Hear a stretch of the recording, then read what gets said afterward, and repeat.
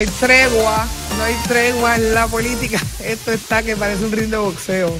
Discutimos los asuntos más recientes con el senador y amigo Juan Oscar Morales. Buenos días, Juan Oscar. Buenos días, Sonia, y un placer estar contigo en la mañana de hoy. Buenos días. También nos acompaña acá Jesús Manuel Ortiz de Partido Democrático. Muchas gracias, saludos, buenos días a ti, a los compañeros, a la gente que nos ve y nos escucha. Y llega aquí Photo Finish, la representante Adriana Gutiérrez del PIB. ¿Cómo estás? Todo bien, saludos, Sonia, a los compañeros también, a las personas que nos están escuchando. Ustedes están bien comportaditos. Siempre que vienen se saludan. Siempre nos comportamos bien. A lo esto, a lo otro. Mi relación con ellos es excelente. Jesús, lo único que Jesús Manuel está más joven. De verdad. Parece que hay que salirse de la política, claro, para... Relax. ¿Te hiciste alguna cirugía, Jesús Manuel? No. Eso es natural. Una exclusiva aquí, una exclusiva. No. Okay. El día que la tenga te lo digo. Dale.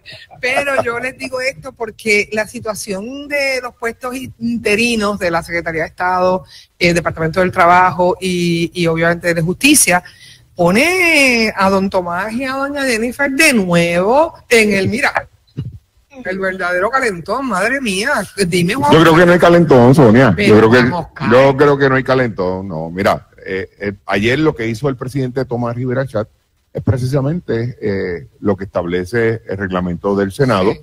Así que no hay nada ilegal para comenzar. Él actuó conforme a lo que establece el propio reglamento del Senado de Puerto Rico. Eso lo discutimos ahora con el expresidente. Claro. Acabamos de discutirlo con el expresidente del Senado, Eduardo Batia, y en definitiva, si hay una parte que sí, otra parte que no, porque él no podría pasarle por encima a la gobernadora. Pero esa no es la intención. O sea, esas expresiones de Tomás surgen a raíz de unas expresiones que hizo anteriormente la propia gobernadora, que dijo que estaba tomando en consideración a los tres interinos para que ocuparan la posición de manera, ¿verdad?, en propiedad permanente. Así que tomó conocimiento de eso y lo expresa en el hemiciclo del Senado.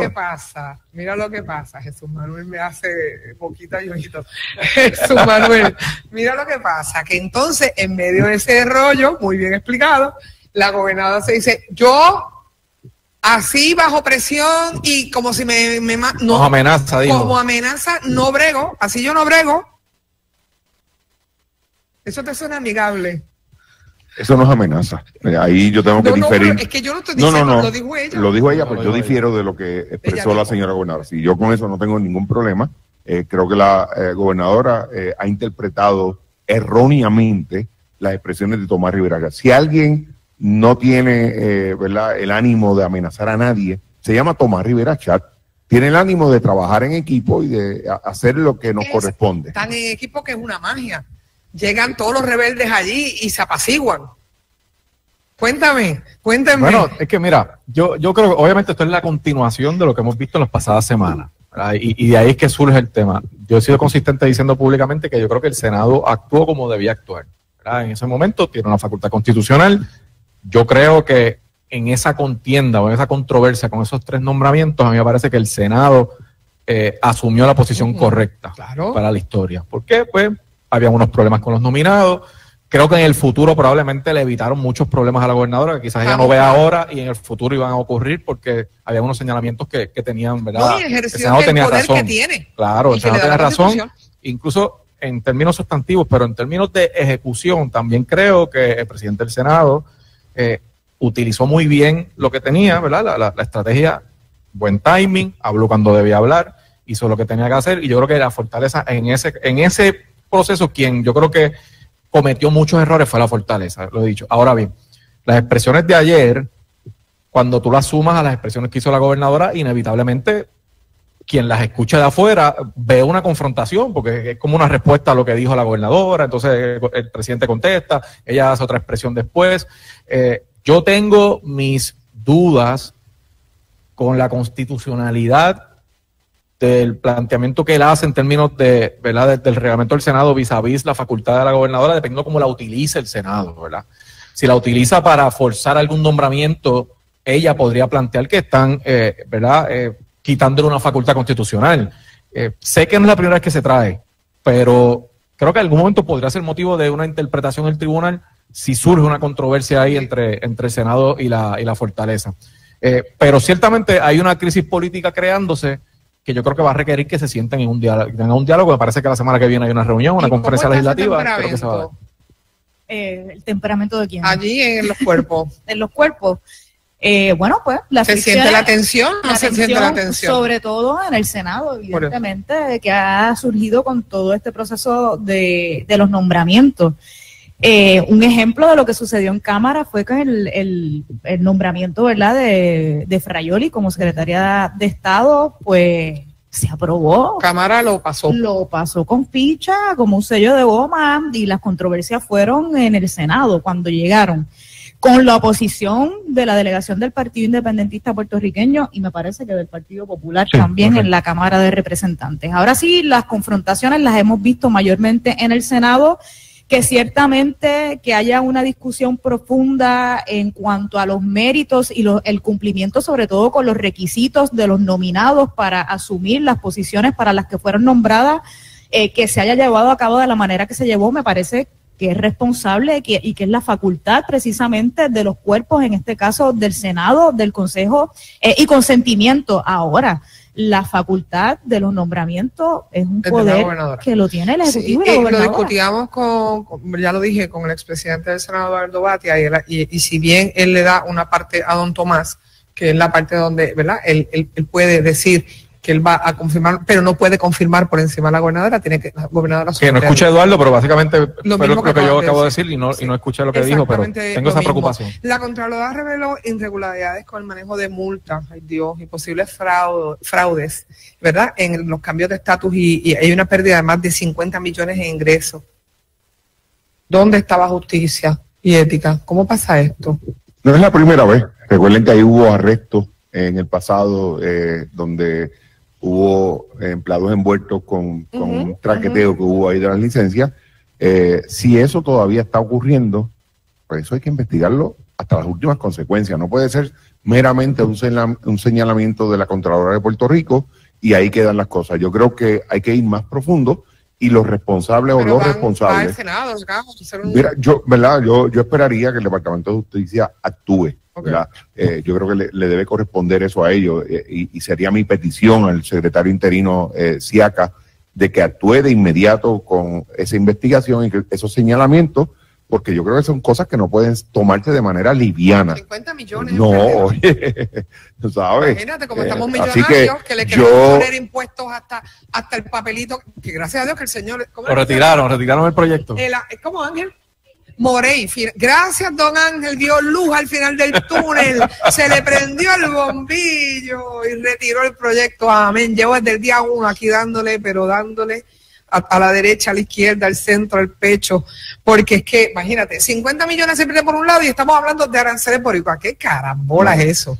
Yo tengo que coincidir con Juan Oscar. Yo creo que justicia tiene que hacer su trabajo. O sea, aquí a veces tomamos a la ligera los señalamientos que hace el Contralor porque como que pasan por debajo del radar, a menos que no sea una cosa bien escandalosa, pero justicia tiene que hacer su trabajo. O sea, la legislatura siempre puede investigar, tiene esa facultad constitucional, pero a veces el exceso de investigaciones simplemente por sacar titulares no resuelve el verdadero problema. Lo importante es que si hay una irregularidad, que si alguien hizo algo que no debía hacer, si se malgastó dinero público, pues justicia haga lo que le corresponde hacer. Esa ha sido la crítica con justicia por muchos años, que los informes llueven y los referidos llueven y ahí duermen hasta que no entran los federales, no pasa nada. Así que me parece que le corresponde a justicia hacer lo que tiene que hacer. Yo hablaba esta mañana del fraude y en la casa de uno, ¿verdad? Porque el gobierno es como el papá y entonces uno es como los hijos, una cosa así, ¿verdad? El gobierno más grande, el gobierno más chiquito, pues en la casa los papás son el gobierno y los hijos son el pueblo más pequeño, whatever. Esa es como una idea allí. Pero ¿qué pasa? El macro al micro y cómo se traslada una cosa a la otra. El fraude en Puerto Rico se ha vuelto cultural. O sea, ahora veteranos también tiene, y sale en el periódico, lo acabo de discutir con el procurador de los veteranos, un fraude allí intrínseco entre cuerpo y carne. ¿Qué es esto? Inaceptable el fraude de donde venga. ¿Será porque los papás no están dando mal ejemplo? Sea de dinero estatal, federal, celestial, de donde sea el dinero, es inaceptable. Y yo insisto en que esto, más allá de algo cultural o de que es algo personal o individual, de que las personas se corrompen, es una cosa bastante institucional también. Y yo creo que tiene en muchas ocasiones que ver, por ejemplo, en la situación de SESCO y de otras agencias del gobierno, con la falta de rigurosidad para el contrato de personas que ocupan posiciones importantes en las agencias, que muchas veces se obvia el mérito y se pone por favores políticos, la fiscalización, la supervisión, la rendición de cuentas.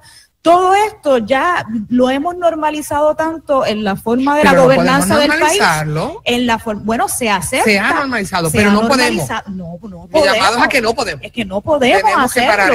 Pero como hay una falta de rendición de cuentas, hay una falta de acciones del propio Departamento de Justicia, muchas veces quedan en la impunidad y entonces pues por eso si tú ves que se faltan 50 millones del gobierno de Puerto Rico en el traqueteo de las multas y que ahora faltan yo no sé cuántos millones en veteranos, porque se defalcaron en diagnóstico, pues la gente de a pie que tiene necesidad de verdad dice, pues yo también, porque qué cosa, pues déjame mentir en la planilla. Si ellos se robaron 50, que yo me jove $10, pues... Que yo me robo, pues se convierte en la sobrevivencia. Sí, claro. Eso que tú dices, si volvemos al primer tema que hablamos aquí, era principalmente uno de los problemas grandes del nombramiento de Ferraioli. Era cómo, más allá de sus capacidades, que nunca, escuché a nadie impugnar eso no era el tema, cómo tú tienes el standing moral como gobierno para reclamarle una conducta a la gente si tú toleras otro tipo de conducta. Así que si yo voy a traer algún tema cultural aquí, quizás ha sido esa costumbre de tolerar comportamientos y pasar cosas, pues eso es bobería cuando tú le reclamas al ciudadano. Tú ahorita preguntabas, Sonia, ¿qué nos pasa? Debemos reevaluar nosotros en el seno de nuestro hogar nuestros principios y valores. Yo creo, ¿verdad? Lamentablemente tengo que decirte que tal parece que se están perdiendo. En tu tiempo, si tú te robabas un lápiz, tu mamá... Mira que me llevara yo una resma de papel de ningún lado que a mí me mataba, un bolígrafo. Ahora le decimos al niño, eso no es nada, olvídate de eso. Sí, pero yo, ¿verdad? Yo ahí tengo un poco de diferencia. Venga, la diferencia generacional. Porque más, tu tiempo. Porque más allá... No, más allá de los valores, la importancia de los valores en el hogar, eso ciertamente pues, es fundamental. Claro. Pero aquí tiene que ver un poco también con la falta de moral en las instituciones partidistas en muchas ocasiones y políticas. Y entonces el escrutinio que los partidos, que las agencias, que las personas que están con el poder político de poner a los funcionarios en X o Y posición, pues no están llevando a cabo el escrutinio necesario para poner a las personas adecuadas en las posiciones. Pudiera tener un punto, pero no es menos cierto que nace en la educación que le damos desde el hogar. Bueno, es que el que no hace eso desde su casa y acostumbra a hacerlo mal desde ahí, en donde quiera que esté lo vea haciendo mal, cuando llega a hacer a dirigir un partido o una agencia, lo sigue haciendo mal. Por eso yo hablaba del ejemplo. Así que los dos puntos son correctos. Pero hay partidos políticos como que se repite más que en otros. Eso sí, en todos lados. Pudiera. En todos lados ocurre. Hay partidos políticos que no le hacen caso a las querellas de hostigamiento, pues eso pasa. Claro. Eso pasa, usted tiene razón. Hay partidos políticos que tienen protocolos y otros que no. Es verdad, compañera, usted tiene toda la razón. Usted tiene toda la razón. Una de las cosas que dejé en el Partido Popular fue un protocolo de manejo de los casos de hostigamiento. Yo lo hice. Ahí está, lo hicieron, está, yo lo hice. Ahí está, bueno, venga, ya saqué el abanico, ya me soplé, voy a otro tema. Mire, vamos a pasar ese tema y vamos al próximo. Luma. O sea, Dios. Ay, hoy me levanto con la posibilidad de un aumento de 2 puntos, qué sé yo cuánto. 2.8 creo que. Bendito sea. Yo no quería ni mirarlo. Y oigo la explicación del tipo que hablaba en esta misma estación con la compañera Mili. Y digo, no, porque lo que pasa es que la quiebra, que no hay chavo, que no, lo entiendo perfectamente. Mi parte matemática del cerebro y administrativa, que tengo aguda, lo entiende, pero mi parte de ciudadana no comprende nada. O sea, tengo un problema.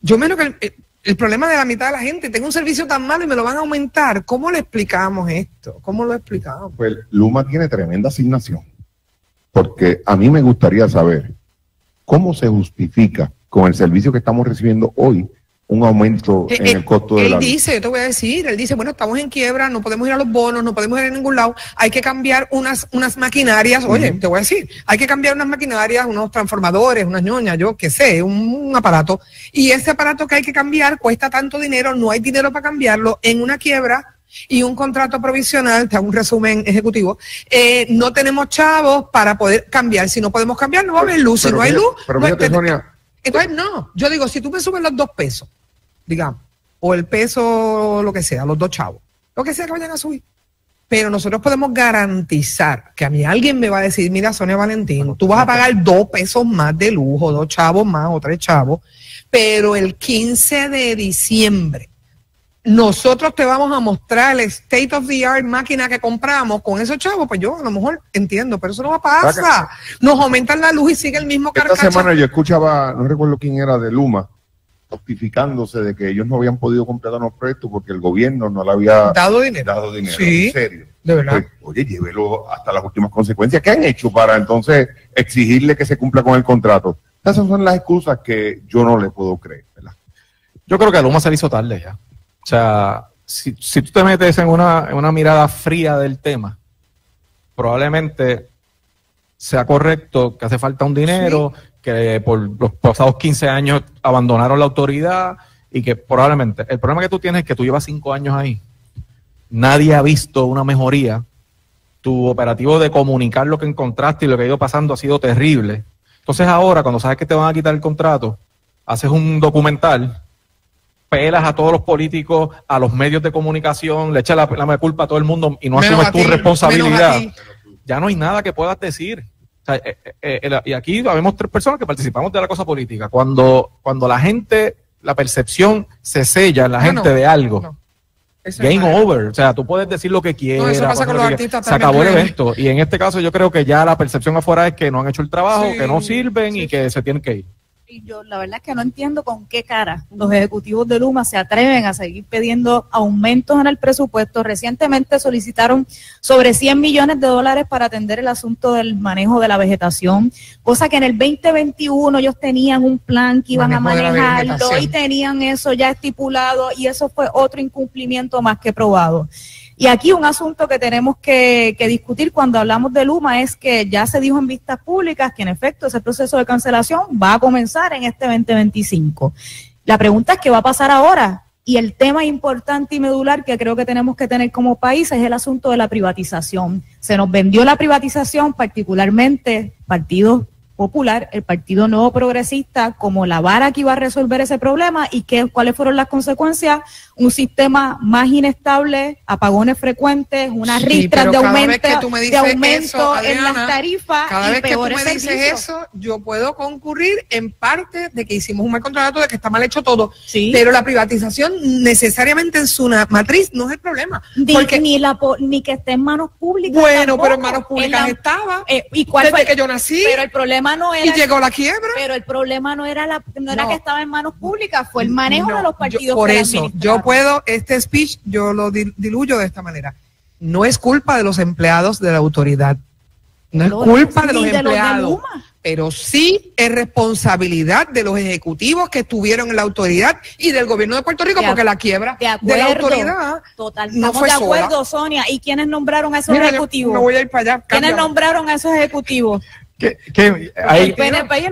Yo creo que, y yo también coincidir en que el tema no es la privatización desde mi punto de vista, porque ha habido ejercicios de privatización que han funcionado en muchos otros lugares, y aquí mismo, y hay otros que han fracasado. Ha habido de los 2 ejemplos. Yo creo que son malos contratos. Ha habido, el contrato es horrible. Y malísimo, o sea, un fin de semana, en 45 minutos. Nosotros el cuatrienio pasado aprobamos dinero, yo recuerdo como ahora que aprobamos una asignación de 700 y pico millones para Luma, el cuatrienio pasado. Así que yo creo que ha habido un mal manejo, primero del contrato desde el día 1, segundo de la fiscalización que no puso en posición al pueblo de Puerto Rico de poder reclamar los incumplimientos y ahora tengan que hacer el proceso a la carrera. Así que la privatización a veces sale bien, a veces sale mal, pero para mí el denominador común en cualquier ejercicio tiene que ser, si vas a privatizar, tienes que tener una garantía para que el servicio llegue, tienes que tener herramientas de fiscalizar y tiene que haber consecuencias si no pasa. Y eso no ocurrió aquí. Así es. Mira, y que no le paguen a los pensionados, que le cambien la fecha de pago, bendito sea Cristo, pero ¿por qué es esto? Me tengo que ir a una pausa, Carla Cristina me quiere matar. Es terrible. Pero es que yo me quiero morir, con que no le paguen a una persona que ha trabajado toda la vida. Está pensionada, lo único que tienes es que no le paguen. Triste Dime algo, Juan Oscar. Triste por demás, ¿verdad? Que tú hayas dado 30, 35 años de servicio en una agencia y que ahora pues te digan que no vas a recibir el dinero cuando te corresponde. Es algo que hay que evaluarlo y hay que trabajarlo por el bien de los pensionados. No, a mí no me importa, yo me iría por ahí, bolsillo por bolsillo, dame 5 pesos, todos los que están ahí. Claro, escuché en los medios que creo que el 30 que sale el cheque, pues, entonces yo espero que llegue. Bueno, yo espero que llegue. Esperemos que así sea. Les agradezco a ustedes. Gracias a ustedes. Siempre, gracias.